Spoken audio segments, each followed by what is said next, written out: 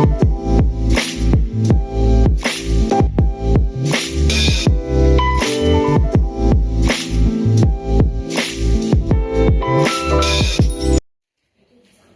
Bapak.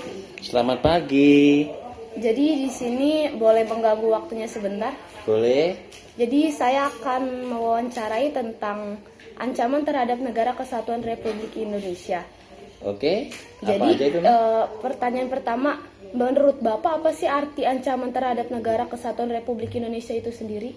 Ancaman terhadap negara Republik Indonesia itu sendiri adalah bagaimana sifatnya terbagi dari beberapa hal. Yang pertama adalah mungkin ancaman asing dari pihak militer asing, dari kekuatan negara asing. Yang kedua adalah ancaman sendiri dari disintegrasi bangsa, perpecahan bangsa itu sendiri. Ya, ketiga adalah ancaman dari kelompok-kelompok radikal yang bisa menghancurkan perpecahan di bangsa kita sendiri. Oke? Oke.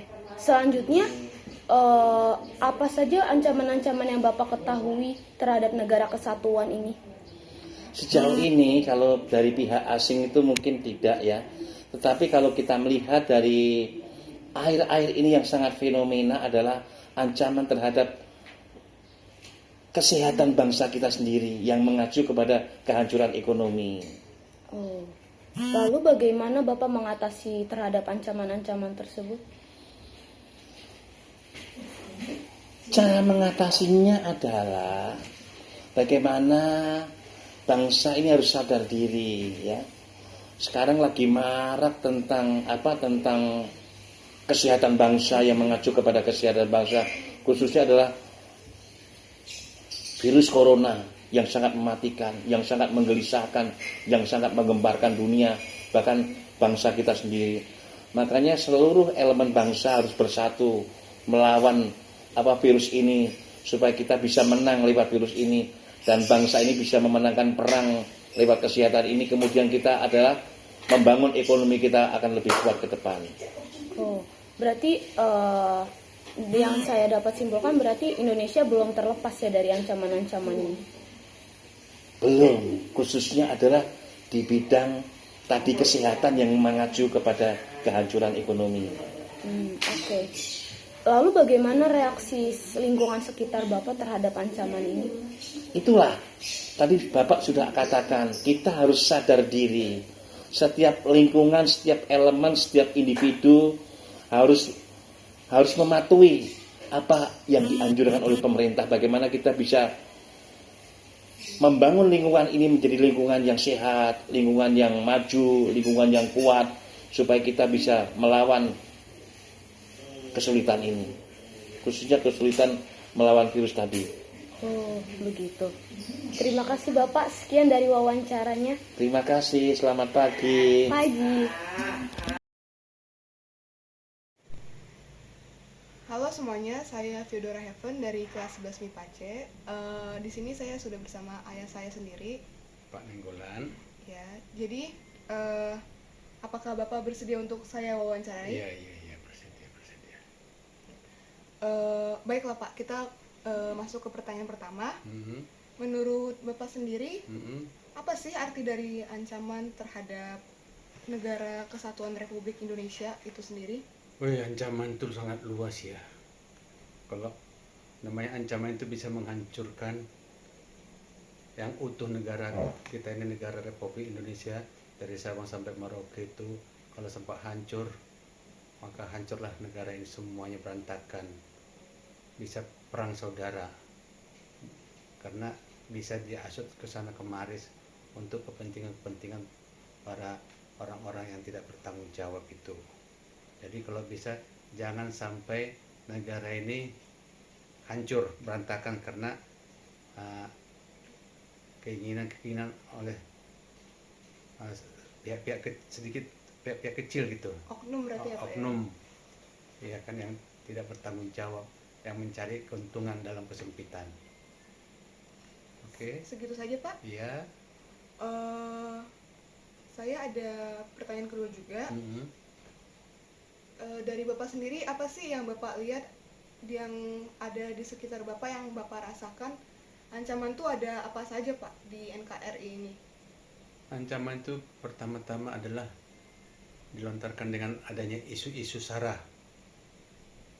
Nah, ini adalah salah satu cara yang paling ampuh untuk di Indonesia ini, ya. Jadi ya kalau bisa dengan SARA itu, maka negara kita akan atau bangsa kita akan hancur berantakan. Jadi terjadi perang-perangan musuh antara suku dengan suku, Ancaman agama dengan dari agama. dalam negara sendiri itu berarti ancaman datang dari negara itu sendiri, Iya. dari internal. Iya, karena memang ancaman itu datangnya dari dalam, bukan dari luar. Karena kalau dari luar bisa ketahuan, tapi kalau dari dalam itu kan nggak bisa kita lihat siapa sih orangnya, karena adalah diisu-isukan, awalnya diisu-isukan mulut ke mulut. Hoax menyebar hoax. Berupa kayak hoax gitu ya. Nah gitu. Apakah ada yang lain selain isu SARA mungkin yang Bapak ketahui? Ya dengan mengorbitkan ideologi yang tidak sesuai dengan Pancasila, ingin merubah haluan negara ini dengan haluan yang tertentu yang tidak sesuai dengan Undang-Undang Dasar 45 dan Pancasila kita. Nah gitu. Contoh ideologinya seperti apa ya Pak kalau boleh Ya, tahu? ya kita lihat aja, seperti orang kita nggak tahu seperti mau bikin apa itu khalifah. Oh, negara khalifah. Nah, khalifah begitu itu kan nggak sesuai dengan negara Indonesia, karena kita ini kan beribu-ribu Bhinneka Tunggal Ika ya? suku kan gitu, jadi harus Saling toleransi toleransinya gitu ya. tinggi. Jadi namanya juga sejak dulu itu Bhinneka Tunggal Ika, berbeda-beda tetap satu juga. Jadi tidak ada pecah belah dan tidak ada intimidasi terhadap seperti minoritas begitu kan, selalu ditekan-tekan. Nah gitu. Berarti kita semua harus bisa saling merangkul gitu ya, jangan gampang terpapar oleh hoax-hoax. Iya, jadi memang kita harus menyatu, harus kita merasakan kita itu semuanya adalah bersaudara. Kita itu adalah satu. Tujuan kita adalah untuk kebersamaan, untuk kemakmuran bangsa ini bersama, bukan untuk keberhasilan atau kemakmuran atau kesuksesan sepihak, tapi kita ingin menjadi maju bersama karena negara ini adalah milik semua suku bangsa yang ada di negeri ini. Mau dari kelas manapun kita harus sama-sama bisa membangun negara ini ya Pak ya. Oh iya, harus gitu dong. Harus saling bekerja sama sebenarnya. Iya. Oke. Pertanyaan ketiga, Nah, di Indonesia sendiri menurut Bapak apakah sudah terlepas dari ancaman-ancaman tersebut Pak? belum, karena ancaman itu tidak bisa, ancaman itu belum lepas karena ancaman itu belum tuntas, karena hanya sekarang ini ancaman itu hanya standby aja, diam gitu ya. Nah kayak 212 itu salah satu ancaman ke negeri ini, karena dibalik mereka demo-demo itu ada tujuan tertentu untuk kepentingan mereka. Jadi selama HTI belum sah dibubarkan resmi semuanya, itu masih tetap ada ancaman. Bahkan kalau itu pun dibubarkan, masih belum juga. Provokatornya berarti yang harus kita cari Pak. Iya, Siapa dalang dari semua itu? kalau pemerintah sih udah tahu sebenarnya siapa dalang-dalangnya itu, tapi apakah pemerintah berani Mengambil action ya, berani mengambil tindakan tindakan tegas resiko terhadap mereka itu. Ya, betul. Nah, Ya. jadi supaya kalaupun itu tuntas, nanti bisa aja tumbuh Ada bibit-bibit bibit baru yang lain dengan nama yang lain, jadi bukan HTI tapi dengan tapi satu jalan gitu Pak. karena dengar-dengar kabarnya sudah ada juga namanya dengan nama lain. Setelah HTI dibubarkan masih ada nama yang lain, padahal mereka itu juga orangnya, jadi hanya ganti baju, Ganti ini ya, saja ganti ya. baju, ganti cover gitu kan, Iya. padahal tujuan mereka itu juga. Nah, ini yang susah diberantas, ya harus betul-betul tegas semuanya pihak pemerintah. Jadi ancaman itu sampai sekarang belum Masih susah hilang. ya. Iya. karena dari pemerintah kita sendiri belum berani mengambil action yang benar-benar mau sampai memberantas sampai ke Iya. akar-akarnya sendiri. Lanjut ke pertanyaan keempat, bagaimana Bapak menghadapi ancaman tersebut? Dari Bapak sendiri, gimana sih Bapak menyikapinya ancaman tersebut? Kalau saya menyikapinya sih ya biasa aja, karena saya tidak ada punya kepentingan dengan ormas-ormas itu kan gitu ya. Kita tetap berpegang teguh pada aturan negara, yaitu Bhinneka Tunggal Ika dan Ideologi Pancasila, ya. Pancasila. Itu jadi harus itu ditegakkan supaya NKRI itu tetap utuh seutuhnya, tidak terpecah belah. Jadi kalau kita mau digosip atau mau digosok atau mau apa, ya kita nggak usah mau dipengaruhi atau diprovokatorin, karena kita tahu itu bukanlah hal yang baik, tapi itu untuk menghancurkan diri kita sendiri, untuk menghancurkan negeri ini. Mungkin dari warganya, dari penduduk Indonesia juga yang harus kita harus ada ilmunya gitu loh, biar tidak gampang terombang-ambingkan. Ya harus dikasih penataran seperti harus zaman ada dulu. pendidikan. Iya, Tentang betul. kenegerian. Kalau zamannya dulu itu namanya P4, apa namanya? Ada suatu pendidikan untuk haluan negara ini ya, GBHN apa itu ada namanya, udah lupa saya tuh. Jadi harus Karena kalau dari masyarakatnya sendiri juga tidak ada pengetahuan sama sekali, ya susah ya, Pak, susah ya. karena Susah mereka itu banget. justru itu yang gampang diprovokasi. Kasian banget mereka yang Karena nggak mereka ada tidak tahu pendidikan. landasan negara ini apa sih sebenarnya. Mereka itu hanya Ikut-ikutan. mencari sesuap nasi saja. Ya. Nah, harus dikasih pelatihan atau ceramah yang jelas di setiap kumpulan-kumpulan itu tentang Jangan bagaimana malah ceramahnya menyebarkan hoax. bagaimana sih pentingnya bernegara yang utuh, yang kuat, yang bersatu, yang berdaulat. Nah itu sebenarnya. Justru banyak oknum-oknum yang menyalahgunakan perkumpulan agama itu untuk menyebarkan hoax. Iya. Kan banyak sekali seperti itu. Iya. Mereka memanfaatkan kesempatan, oh ini ada kesempatan bagus, ya udah kita Iya. sebarin aja hoax. Karena masyarakat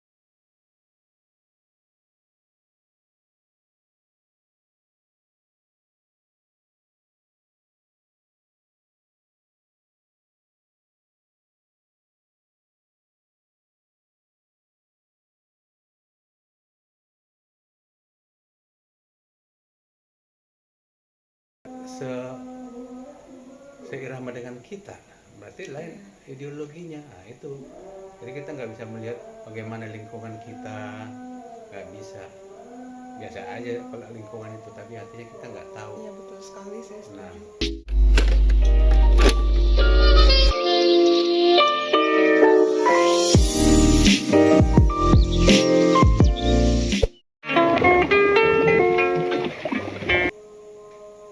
oke. Mungkin Bapak ada mau kasih pesan pada pemerintah atau pada masyarakat Indonesia? Nah, kalau ke pemerintah sih kalau bisa dituntas habis Berani mengambil action yang ya, Pak, seperti ya? seperti itu ya, yang mencoba-coba mengganggu NKRI. Nah, harus tegas. Kalau untuk masyarakat jangan mau dipengaruhi, diprovokasi. Belajarlah yang baik. Belajarlah tentang kenegaraan supaya mereka ngerti. Jangan mau dikasih sogokan uang hanya 50.000. Ikut demo-demo ke Monas sana. Udah jauh. Sementara dia sendiri nggak tahu artinya apa yang demo itu. Banyak dari mereka yang hanya ikut-ikutan Pak, diajak, ayo ayo. Iya, ayo, tapi ayo. karena ada duitnya, kasih duit, ayo. Kasih nasi Nah, bungkus, kasih nasi bungkus. es teh. Nah, yang kayak gitulah. Jadi tidak ada pengetahuannya bagaimana negara ini utuh. Kalau ada pemimpin yang salah, kan ada aturan mainnya untuk Ada sanksinya. diadili gitu kan. Ngapain mesti demo sana tuh turun A turun B kan gitu ya, si A si J bikin aja pengaduan ke pengadilan kemana kek kan gitu, bahwa dengan fakta nyata bahwa bapak ini telah menyeleweng ideologinya begini. Nah, ajukan ke pengadilan. Negara kita ini kan negara hukum, kan ada aturan mainnya, tapi mereka itu tidak pernah mentaati, hanya membuat seperti itu aja, onar-onar gitu untuk rusuh. Sudah menjadi rahasia umum di Indonesia bahwa hukum tuh tumpul ke atas tapi tajam ke bawah. Enggak juga. Orang-orang banyak Karena ada persepsi provokator seperti itu. begitu, tumpul ke bawah, Tumpul ke atas. tumpul ke atas katanya. Ya, enggak juga. Ya kan, enggak juga. Kan ada jenjangnya lagi. Kalau memang yang diadukan itu adalah kepentingan publik, kenapa enggak?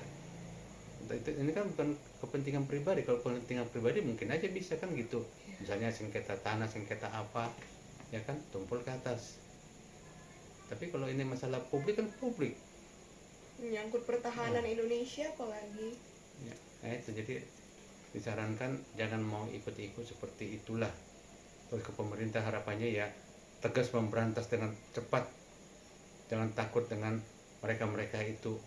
Walaupun mereka itu mungkin duduk di salah satu jabatan tinggi, yang terpenting hajar aja supaya Harus berani menegakkan keadilan. iya Ya. itu masalahnya. Jangan hanya omong-omong doang. Iya. Begitu aja Pak dari Bapak. Iya gitu aja deh. Oke teman-teman yang menonton, terima kasih udah menonton. Semoga video wawancara yang kami lakukan saat ini kalian bisa mengambil positifnya, kalian bisa mengambil pesan-pesan yang ada di video ini semuanya. Oke, terima kasih.